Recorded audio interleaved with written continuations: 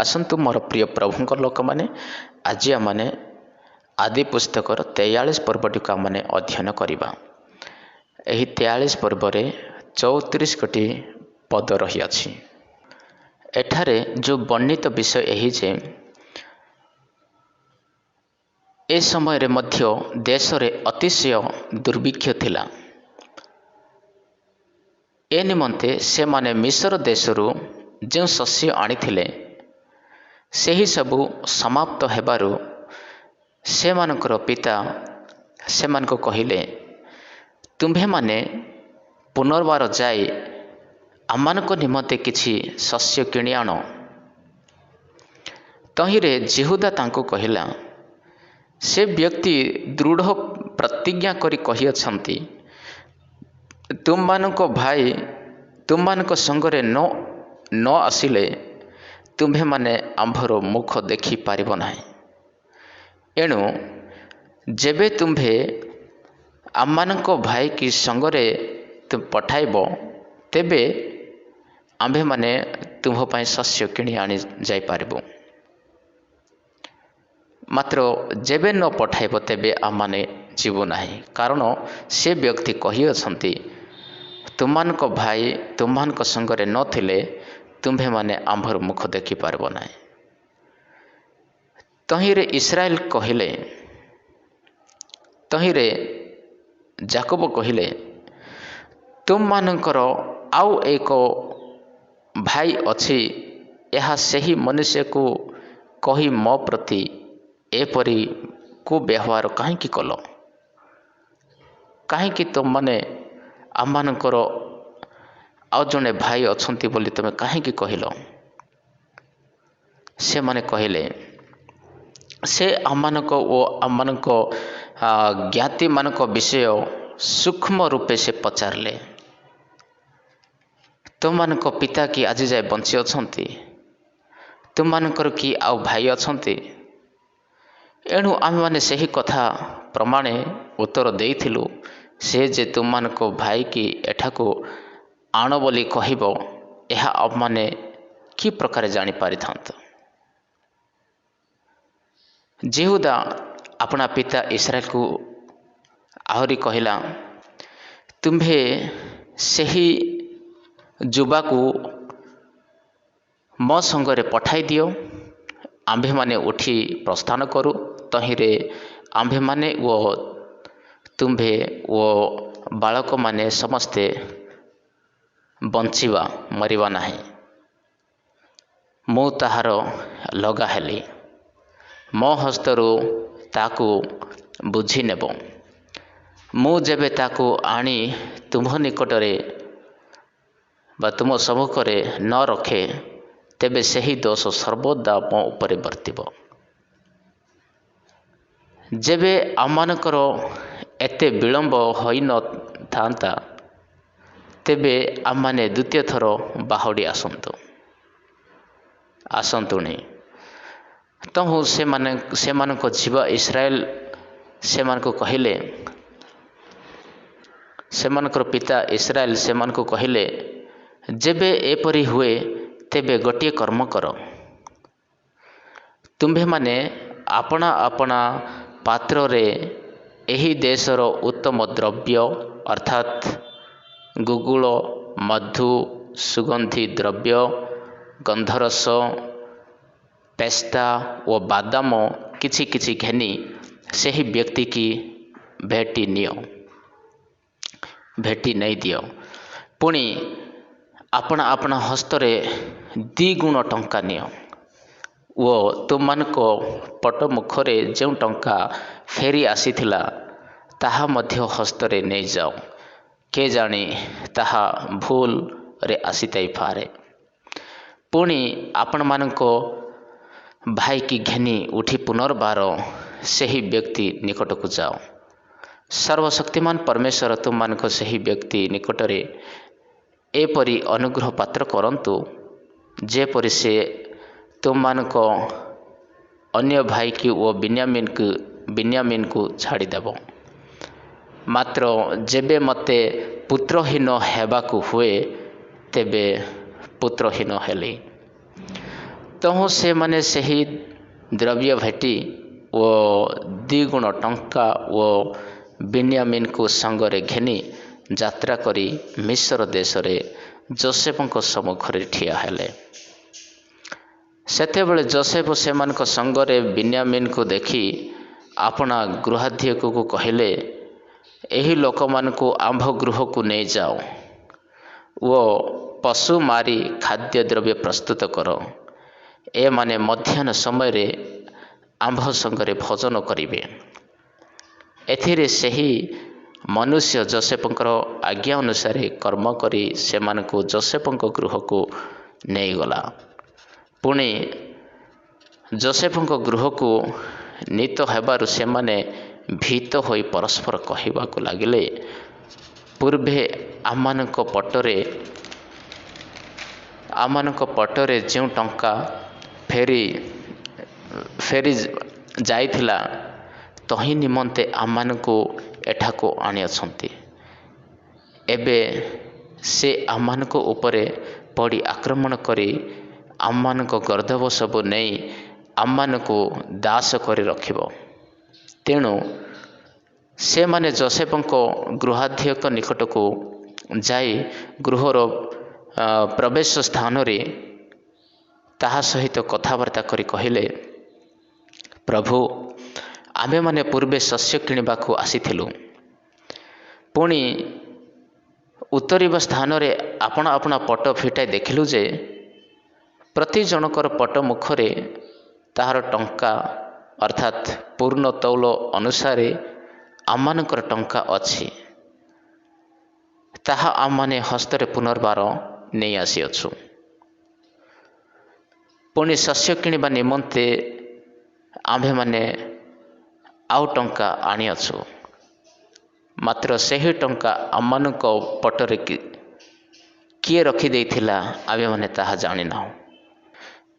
ତହିଁରେ ସେ ଗୃହାଧ୍ୟକ୍ଷ କହିଲା, ତୁମମାନଙ୍କର ମଙ୍ଗଳ ହେଉ, ଭୟ କର ନାହିଁ। ତୁମମାନଙ୍କ ପରମେଶ୍ୱରଙ୍କ ଓ ତୁମମାନଙ୍କ ପୈତୃକ ପରମେଶ୍ୱର ତୁମମାନଙ୍କ ପଟରେ ତୁମମାନଙ୍କୁ ଗୁପ୍ତ ଧନ ଦେଇଅଛନ୍ତି। ତୁମମାନଙ୍କ ଟଙ୍କା ମୋ ପାଖରେ ଥିଲା। ତହୁଁ ସେ ସିମିୟନକୁ ବାହାର କରି ସେମାନଙ୍କ ନିକଟକୁ ଆଣିଲା।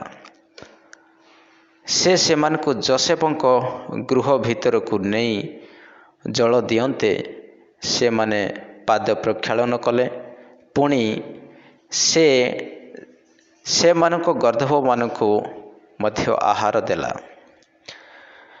ଆଉ ମଧ୍ୟାହ୍ନ ସମୟରେ ଯୋସେଫ ଆସିବେ ବୋଲି ସେମାନେ ଭେଟି ଦ୍ରବ୍ୟ ସଜାଇଲେ, କାରଣ ସେମାନେ ସେଠାରେ ଭୋଜନ କରିବେ ବୋଲି ଶୁଣିଥିଲେ।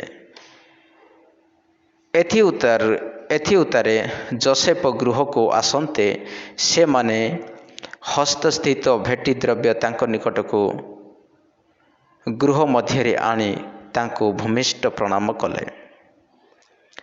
ତହୁଁ ଯୋସେଫ ସେମାନଙ୍କର ମଙ୍ଗଳ ବାର୍ତ୍ତା ପଚାରି କହିଲେ, ତୁମମାନଙ୍କର ପିତା କି କୁଶଳରେ ଅଛନ୍ତି? ତୁମେମାନେ ଯେଉଁ ବୃଦ୍ଧ ଲୋକଙ୍କର କଥା କହୁଥିଲ, ସେ କି ଆଜି ଯାଏ ବଞ୍ଚିଅଛନ୍ତି? ସେମାନେ କହିଲେ, ଆପଣଙ୍କ ଦାସ ଆମ୍ଭମାନଙ୍କର ପିତା କୁଶଳରେ ଅଛନ୍ତି। ସେ ଆଜି ଯାଏ ବଞ୍ଚିଅଛନ୍ତି। ତହୁଁ ସେମାନେ ମସ୍ତକ ନତ କରି ପ୍ରଣାମ କଲେ। ସେତେବେଳେ ଯୋସେଫ ଅନାଇ ଆପଣା ସହୋଦର ବିନ୍ୟାମିନକୁ ଦେଖି କହିଲେ, ତୁମ୍ଭେମାନେ ଯେଉଁ ସାନ ଭାଇର କଥା କହୁଥିଲ, ସେ କି ଏହି? ଆଉ ସେ କହିଲେ, ଆମ୍ଭର ପୁତ୍ର, ପରମେଶ୍ୱର ତୁମ୍ଭଙ୍କୁ ଆଶୀର୍ବାଦ କରନ୍ତୁ। ତହୁଁ ଭାଇ ପ୍ରତି ଯୋସେଫଙ୍କର ଅନ୍ତଃକରଣ ସ୍ନେହରେ ଉତ୍ତପ୍ତ ହେବାରୁ ସେ ଶୀଘ୍ର ରୋଦନ କରିବା ପାଇଁ ସ୍ଥାନ ଖୋଜିଲେ। ପୁଣି ସେ ଆପଣା କୋଠରୀରେ ପ୍ରବେଶ କରି ସେଠାରେ ରୋଦନ କଲେ। ସେ ମୁଖ ପ୍ରକ୍ଷାଳନ କରି ବାହାରକୁ ଆସିଲେ। ପୁଣି ଆପଣାକୁ ସମ୍ଭାଳି ଭକ୍ଷ୍ୟ ଦ୍ରବ୍ୟ ପରିବେଷଣ କରିବା ନିମନ୍ତେ ଆଜ୍ଞା ଦେଲେ।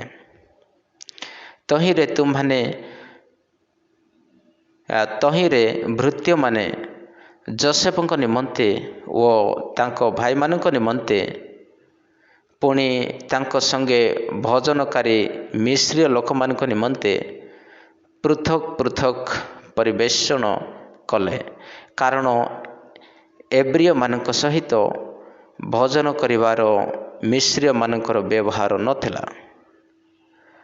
ତାହା ମିଶ୍ରୀୟମାନଙ୍କର ଘୃଣିତ କର୍ମ। ଯୋସେଫଙ୍କ ମୁଖରେ ସେମାନଙ୍କର ଜ୍ୟେଷ୍ଠ ସ୍ଥାନରେ ଓ କନିଷ୍ଠ ସ୍ଥାନରେ ବସିଲେ। ତହିଁରେ ସେମାନେ ପରସ୍ପର ଆଶ୍ଚର୍ଯ୍ୟ ବୋଧ କଲେ। ପୁଣି ସେ ଆପଣା ମୁଖରୁ ଭକ୍ଷ୍ୟଦ୍ରବ୍ୟ ଉଠାଇ ସେମାନଙ୍କୁ ପରିବେଷଣ କରାଇଲେ। ମାତ୍ର ସମସ୍ତଙ୍କ ଭାଗରୁ ବିନ୍ୟାମିନର ଭାଗ 5 ଗୁଣ ଅଧିକ ଥିଲା। ଏଥିରେ ସେମାନେ ପାନ କରି ତାଙ୍କ ସହିତ ଆନନ୍ଦ କଲେ। ଏହି ପ୍ରକାରେ ଏହି 43 ପର୍ବରେ ବର୍ଣ୍ଣିତ ବିଷୟ ଆମମାନେ ଦେଖିବାକୁ ପାରୁ। ଆମମାନେ ଦେଖୁ ଏଠାରେ 43 ପର୍ବର ଏକ ପଦଠାରୁ ଯେତେବେଳେ ଦୁର୍ଭିକ୍ଷ ସମାପ୍ତ ହୋଇନଥିଲା, ଦୁର୍ଭିକ୍ଷ ଭୟଙ୍କର ଥିଲା, ଯେଉଁ ଦୁର୍ଭିକ୍ଷ ବିଷୟରେ ପରମେଶ୍ୱର ସ୍ୱପ୍ନରେ ଫାରୋ ରାଜାଙ୍କୁ ଦେଖାଇଥିଲେ। ଫାରୋ ରାଜା ଯେଉଁ ସ୍ୱପ୍ନ ଦେଖିଥିଲେ ଯେ 7 ଗୋଟି ମୋଟା ଗାଈକୁ ଆଉ 7 ଗୋଟି ଜୀର୍ଣ୍ଣ ଶୀର୍ଣ୍ଣ ପତଳା ଗାଈ, ସେହି 7 ଗୋଟି ଗାଈକୁ ଗିଳି ପକାଇଲା, ଖାଇ ପକାଇଲା। ସେହି ସ୍ୱପ୍ନର ଅର୍ଥ ବା ସେହି ସ୍ୱପ୍ନର କାର୍ଯ୍ୟ ବର୍ତ୍ତମାନ ତାହା ଜାରି ଅଛି। 7 ବର୍ଷ ପର୍ଯ୍ୟନ୍ତ ତ ଉତ୍ତମ ଶସ୍ୟ ହେଲା, ସେ ମୋଟା ଗାଈର ଅର୍ଥ। ଆଉ 7 ବର୍ଷ ସେହି ମୋଟା ଗାଈକୁ ଯେଉଁ ଜୀର୍ଣ୍ଣ ଶୀର୍ଣ୍ଣ ଗାଈ ଖାଇ ପକାଇଲା, ତାର ଅର୍ଥ ଏହି ଦୁର୍ଭିକ୍ଷ, 7 ବର୍ଷର ଦୁର୍ଭିକ୍ଷ, ମହାଦୁର୍ଭିକ୍ଷ। ଏହି ମହାଦୁର୍ଭିକ୍ଷ ସେହି ମୋଟା ଗାଈକୁ ଖାଇଯାଉଛି। ଏହି ମହାଦୁର୍ଭିକ୍ଷ, ଏହି 7 ବର୍ଷର ମହାଦୁର୍ଭିକ୍ଷ ସେହି 7 ବର୍ଷରେ ଯେଉଁ ଉତ୍ତମ ଫସଲ ହୋଇଥିଲା, ସେ ସମସ୍ତ ଫସଲକୁ ସେ ଖାଇଯାଉଛି। ସମସ୍ତ ଫସଲ ଖାଇଯାଉଛି। ସମସ୍ତେ ବିନା ଖାଦ୍ୟ ପାଇ ଅନେକ ଲୋକମାନେ ଅନ୍ତସନ୍ତ ହେଉଛନ୍ତି। ପୁରା ଦୁନିଆରେ ଏହା 7 ବର୍ଷ ପର୍ଯ୍ୟନ୍ତ ଦୁର୍ଭିକ୍ଷ ଥିଲା। ତେଣୁ ସେହି ଦୁର୍ଭିକ୍ଷ ସମୟରେ ଯେଉଁ ଯୋସେଫଙ୍କର ଭାଇମାନେ ବା ଯାକୋବଙ୍କର ପିଲାମାନେ ଶସ୍ୟ ଘେନିବା ନିମନ୍ତେ, ଶସ୍ୟ କିଣିବା ନିମନ୍ତେ ପ୍ରଥମ ଥର ଯାଇଥିଲେ ମିଶ୍ର ଦେଶକୁ। ଆଉ ଯେଉଁ ପ୍ରଥମ ଥର ଖାଦ୍ୟ ଶସ୍ୟ ନେଇ ଆସିଥିଲେ, ତାହା ସମାପ୍ତ ହୋଇଗଲା। ଆଉ ସମାପ୍ତ ହେଲା ପରେ ପୁନର୍ବାର ତାଙ୍କର ପିତା ସେମାନଙ୍କୁ କହୁଅଛନ୍ତି, ପୁନର୍ବାର ଯାଇ ତୁମେ ଖାଦ୍ୟ ଆମମାନଙ୍କ ନିମନ୍ତେ ଘେନି ଆଣ। ସେହି ସମୟରେ ଯିହୁଦା ତାଙ୍କ ପିତାଜୀକୁ କହିଲା, ତାଙ୍କ ବାପାଙ୍କୁ କହିଲା, ଏହି କଥା ଆଗରୁ ତୁମେ ଯଦି ପଠାଇଥାନ୍ତ, ତାହେଲେ ଆମମାନେ ପୁନର୍ବାର ଖାଦ୍ୟ ଶସ୍ୟ ନେଇ ଆମମାନେ ଫେରି ଆସିଥାନ୍ତ। ଆଉ ବର୍ତ୍ତମାନ ଆମମାନେ ଯାଇପାରିବୁ ନାହିଁ, କାରଣ ସେ ବ୍ୟକ୍ତି ବହୁତ ଦୃଢ଼ତାର ସହିତ ସେ କହିଅଛି ଯେ ଯେଉଁ ପର୍ଯ୍ୟନ୍ତ ତୁମେ ତୁମର ଭାଇ ବିନ୍ୟାମିନକୁ ନେଇ ଆସିବ ନାହିଁ ମୋ ନିକଟକୁ, ତ ମୁଁ କଦାପି ଖାଦ୍ୟ ଶସ୍ୟ ମୁଁ ତୁମମାନଙ୍କୁ ଦେବି ନାହିଁ, ଆଉ ମୋର ମୁଖ ତୁମେ ଦେଖିପାରିବ ନାହିଁ। ତେଣୁ ଯଦି ତୁମେ ବିନ୍ୟାମିନକୁ ସାଙ୍ଗରେ ନେବାକୁ ଦେବ, ତେବେ आमे जीवु एवं तम पाई आमने शस्य नहीं आसबु। एठारे ध्यान देवार कथा जे जेहुदा तांकु कहूची जे केवल तम पाई बोली शब्द से व्यवहार करुछंती। तम पाई आमने शस्य नहीं आसबु तार अर्थ परिवार रे वर्तमान तांकर बापा से मुखिया होई अछंती। से परिवार रो जने मुखिया से जिम्मेदारी व्यक्ति से जिम्मेदारी परिवार रो जिम्मेदारी तांकर बापांकर। तेणु से कहउछंती जे तमे जदि बिन्यामिन को आमन को संगरे जीवाकू देव तेबे जाई आमने जीवु आ तो निमंते आमने खाद्य नहीं आसीबो। ता माने बापांकर रेस्पॉन्सिबिलिटी जे परिवार को खाद्य आवश्यकता समस्त जगाई परिवार को मेंटेन करवा। से यह कहूना जे आमे जीवु एवं आमान को समस्त को निमंते घिनी आनबो। से कहउछंती जे आमे जीवु एवं तो पाई नहीं आसबो तार अर्थ जे परिवार को मेंटेन करिवार तमर दायित्व। तापरे तांकर पिता इस्राएल से मान को कहिले जेबे एपरि हुए तेबे गोटे कर्म कर तुम्भे माने अपना अपना पात्र रे एही देशर उत्तम द्रव्य अर्थात गुगुल मधु सुगंधी द्रव्य गंधरस पेस्ता ओ बादाम किछि घेनी सही व्यक्ति की भेटी नियो। पुणी आपण आपण हस्तरे 2 गुण टंका नियो ओ तुमको पट मुखरे जो टंका फेरी आसी अछि ताहा मध्य हस्तरे नहीं जाओ के जाने ताहा भूल रे आसी जाइथिबो। पुणी आपण मानको भाई की घेनी उठी पुनर्बार सही व्यक्ति निकट को जाओ। एठारे माने देखिबा को पारो जे पैसा पत्र विषय रे एक मसीही एक ख्रिस्टियन व्यक्ति को जीवन रे पैसार व्यवहार क्लियरेंस हेबा नितांत आवश्यक। पैसा रे कौन सी प्रकार भूल बुझामणा हेबा भल नुहे।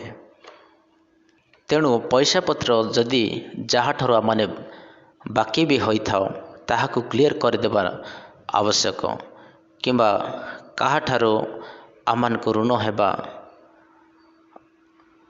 भल नुहे। कारण पैसा ही मनुष्यर एक बुराईर खरापर जड़ बोली कहा जाए। तेणु एक मसीही व्यक्तिर एक ख्रिस्टियन व्यक्तिर गुण जे पैसा पत्र रे तार क्लियर रहिबा नितांत आवश्यक। एथिपाई से एठारे कहउछंती जे जो पैसा से फेरई देइथिले कि ताहा भूल रे आसी अछि आमने जानि ना हो। तेणु करी एही पैसा को नहीं जाए पुनर्बार तांकु से पैसा फेरई दियो आओ साथी रे आओ 2 गुण पैसा नहीं कि जाओ जहारी फल रे सही पैसा रे तमे शस्य किणी पुनर्बार तुम नहीं आनी पारिबो। एथिपाई पैसा रे क्लियरेंस रहिबा पाई एठारे आमन को बुझिबा को पड़ुछि।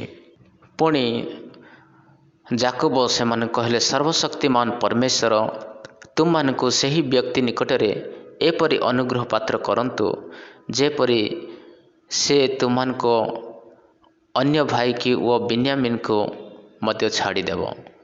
मात्र जेबे मते पुत्रहीन हेबाकु हुए तेबे पुत्रहीन हेली। एही प्रकार से वर्तमान जाकब से संपूर्ण भाव रे परमेश्वरंकर ସାହାରା परमेश्वर ସାହାଯ୍ୟ ସେ ନେଉଅଛନ୍ତି। परमेश्वरଙ୍କ ଠାରେ समर्पित ହୋଇ ସେମାନଙ୍କୁ ପଠାଉଅଛନ୍ତି। परमेश्वरଙ୍କ ଠାରେ समर्पण କରି ସେ ପଠାଉଅଛନ୍ତି।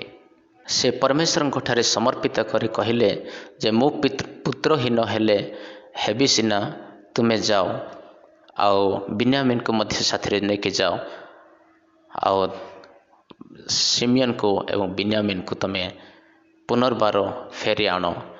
ଏହା परमेश्वरଙ୍କ ଠାରେ ମୁଁ ସମର୍ପିତ କରୁଅଛି ବୋଲି ସେ ସମର୍ପିତ ସହିତ ସେ ପଠାଇଦେଲେ। ଏହା ଆମମାନେ ଦେଖିବାକୁ ପାରୁଅଛୁ ଯେ ସେ परमेश्वरଙ୍କ ଠାରେ ସମ୍ପୂର୍ଣ୍ଣ ଭାବରେ ସମର୍ପିତ ହୋଇ ଏଠାରେ ସମର୍ପଣ କରି ସେ ପଠାଉଅଛନ୍ତି। ତାପରେ ସେମାନେ ସେହି ସମସ୍ତ ଭେଟି ଦ୍ରବ୍ୟ ଓ 2 ଗୁଣ ଟଙ୍କା ଏବଂ ବିନ୍ୟାମିନକୁ ସାଙ୍ଗରେ ଘେନି ଯାତ୍ରା କରି ମିଶ୍ର ଦେଶରେ ଯୋସେଫଙ୍କ ସମ୍ମୁଖରେ ସେମାନେ ଠିଆ ହେଲେ। ଆଉ ସେତେବେଳେ ଯୋସେଫ ସେମାନଙ୍କ ସଙ୍ଗରେ ବିନ୍ୟାମିନକୁ ଦେଖି ଆପଣା ଗୃହାଧ୍ୟକ୍ଷକୁ କହିଲେ, ଏହି ଲୋକମାନଙ୍କୁ ଆମ୍ଭ ନିକଟକୁ ନେଇଯାଅ, ଆମ୍ଭ ଗୃହକୁ ନେଇଯାଅ ଓ ପଶୁ ମାରି ଖାଦ୍ୟଦ୍ରବ୍ୟ ପ୍ରସ୍ତୁତ କର। ଏମାନେ ମଧ୍ୟାହ୍ନ ସମୟରେ ଆମ୍ଭ ସଙ୍ଗରେ ଭୋଜନ କରିବେ। परमेश्वरଙ୍କର ଏହା ପ୍ରେମ ଅଟେ ଯେ ଶତ୍ରୁକୁ ମଧ୍ୟ ପ୍ରେମ କରିବା, ଶତ୍ରୁକୁ ମଧ୍ୟ ପ୍ରେମ କରିବା ବିଷୟ ପ୍ରଭୁ ଯୀଶୁ ଖ୍ରୀଷ୍ଟ ସେ ଶିଖାନ୍ତି।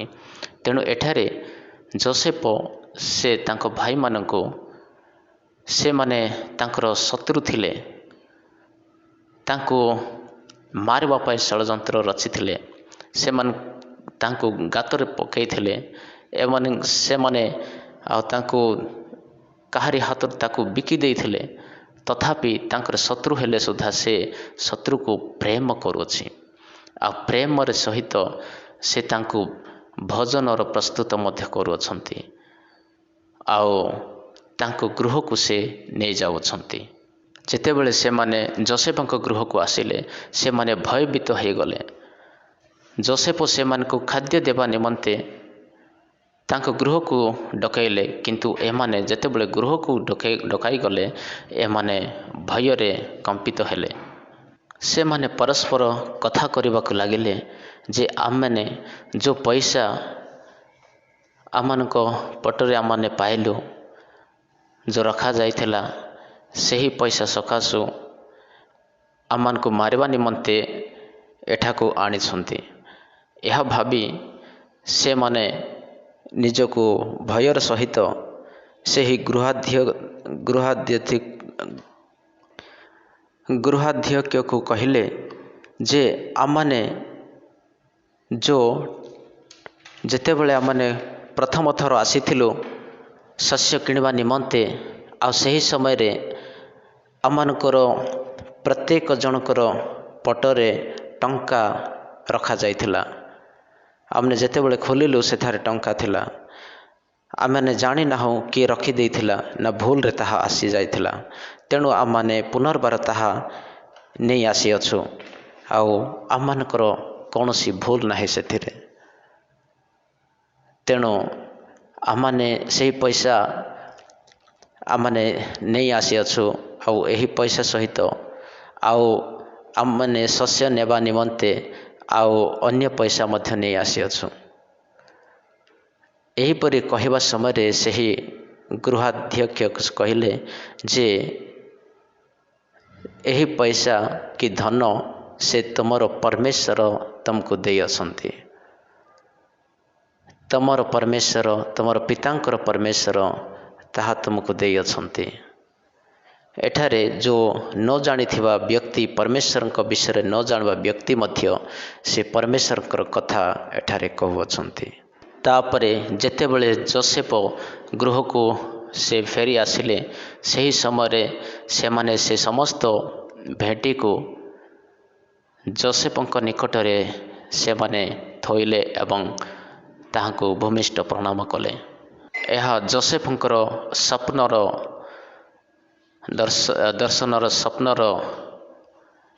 କଥା ଯେତେବେଳେ ତାଙ୍କର ଭାଇମାନଙ୍କୁ କହିଥିଲେ, ସେହି ସମୟରେ ସେମାନେ କ୍ରୋଧ ହୋଇଥିଲେ। ତାହା ଆଜି ତାହା ପୂର୍ଣ୍ଣ ହେଲା। ସେ ଯେଉଁ ସ୍ୱପ୍ନ ଦେଖିଥିଲେ 11ଟି ତାରା, ସେ ଜଣକୁ ବା ତାଙ୍କୁ ମୁଣ୍ଡିଆ ମାରିବା ବିଷୟରେ, ଦଣ୍ଡବତ କରିବା ବିଷୟରେ, ଭୂମିଷ୍ଠ ପ୍ରଣାମ କରିବା ବିଷୟରେ ସେ ସ୍ୱପ୍ନ ଦେଖିଥିଲେ। ତାହା ବର୍ତ୍ତମାନ ତାହା ପୂର୍ଣ୍ଣ ହେଲା। ଆଉ ସମସ୍ତେ ଭାଇମାନେ ତାଙ୍କୁ ମୁଣ୍ଡିଆ ମାରୁଛନ୍ତି, ତାଙ୍କୁ ଭୂମିଷ୍ଠ ପ୍ରଣାମ କରୁଅଛନ୍ତି। ତାପରେ ଯୋସେଫ ତାଙ୍କ ପିତାଙ୍କ ବିଷୟରେ ଭଲ ମନ୍ଦ ସେ ପଚାରିଲେ। ଆଉ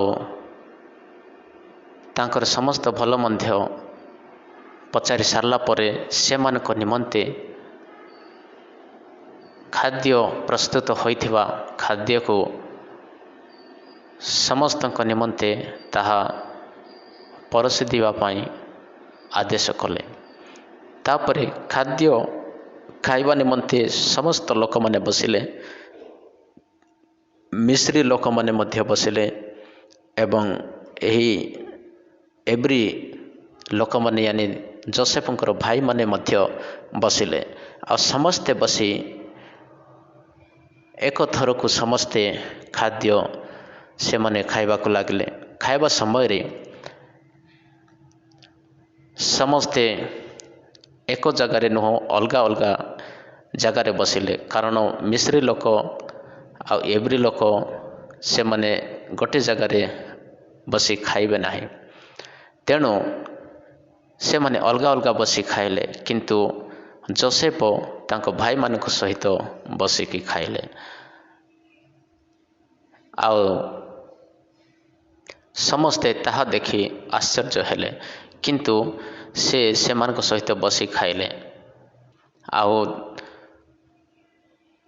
ବେନ୍ୟାମିନକୁ, ଯିଏକି ଯୋସେଫଙ୍କର ନିଜ ଭାଇ ଥିଲା, ତାଙ୍କୁ 5 ଗୁଣ ଅଧିକ ଖାଦ୍ୟ ଦିଆଗଲା।